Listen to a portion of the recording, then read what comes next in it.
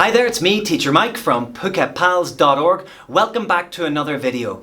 In this one, we're going to be talking about spicing up your writing with simple sentences. So, we're moving into the grammatical range and accuracy component of the course.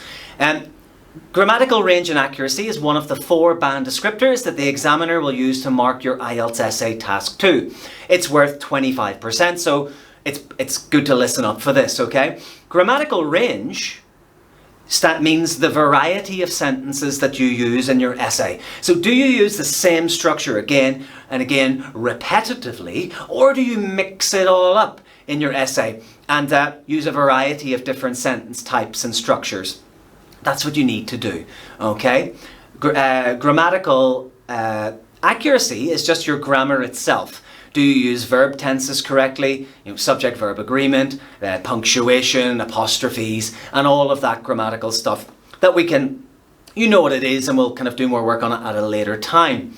Now, spicing up your writing with simple sentences may sound like child's play to you, but I can tell you, I've had students who come to study with me who are on a band 7.5 or an 8, and we go through their writing, and maybe they only use 2 or even 1 of these types of simple sentences. Maybe they use a subject-verb sentence, then they use that with a compound sentence and maybe with a complex sentence as well, which is good enough, but you can get so much, you can get so many different combinations and add so much spice and variety to your writing, even by mixing up your simple sentences quite a lot in your essay, okay? Now, the analogy I want to use is making a wonderful salad for your friends who are coming from all around the world. You haven't seen them for years. They're coming to your house because they've heard about it's a reunion, okay? You haven't seen them in 10 years, but they're coming and you've told them about this amazing salad you're going to make.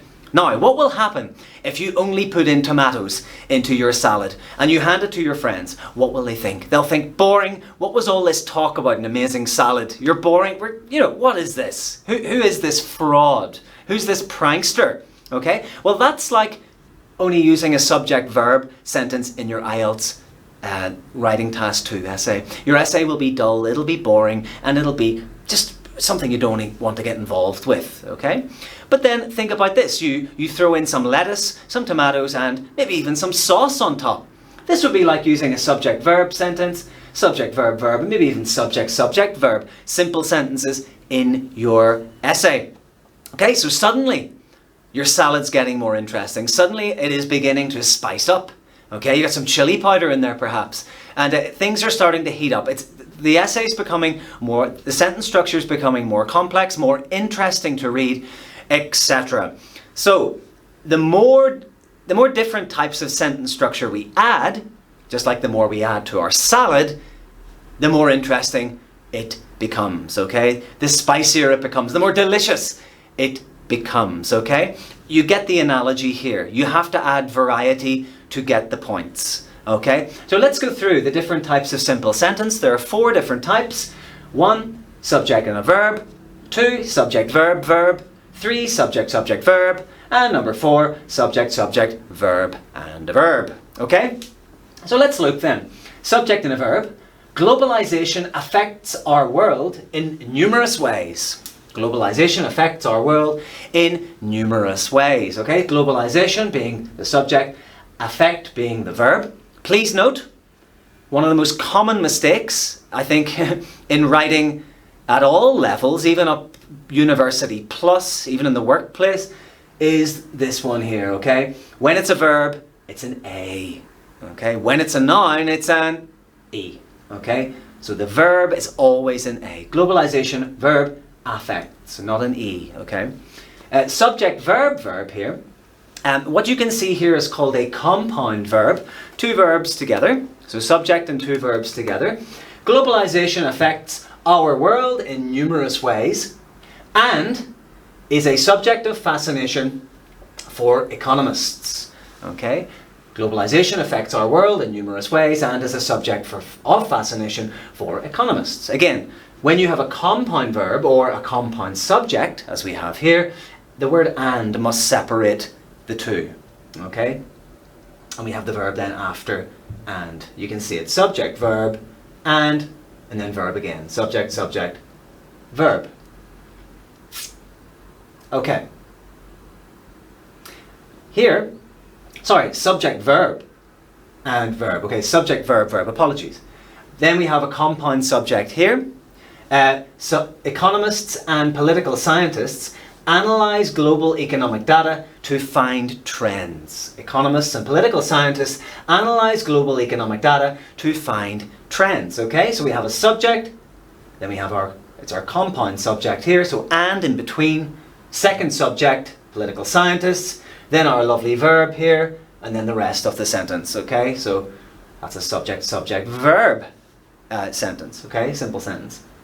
The last of the four, the most difficult to write and the most complex to write, contains a compound subject and a compound verb, but definitely worth practicing these because you can add, you can give yourself nice sentence structure points, nice range points in the IELTS task with this one.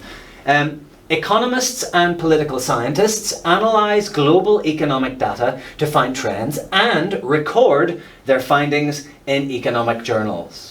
Economists and political scientists analyze global economic data to find trends and record their findings in academic journals. Okay, so subject, compound subject with and. Okay, economists, political scientists, verb, analyze here. We have an and again in between the two verbs. And record is our second verb there.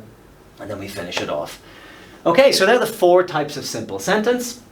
And yeah, you need to play with these at home. You need to set yourself targets, because we've talked about the different areas that come up, the most common areas in IELTS writing task 2. You need to set yourself challenges, okay? So let's say you've gone through a BBC article and you've picked out all your collocations and vocab. Well, for practice, for sentence structure practice, you should be setting yourself SV, SVV, SSV, SSVV in your notebook or on your computer or whatever, and you should be trying to write sentences using your new vocab, but also practicing these different sentence varieties, these different sentence structures. This does not come easily, and if you want to do it well, this is super important. Next video will be going on to the next sentence type, but unless you can write these really, really well and solidly every single time, there's no point going on to the next bit. So practice, practice, practice with these, and yeah, good luck. It's me, Teacher Mike from PhuketPals.org. I'll see you in the next video. Thanks.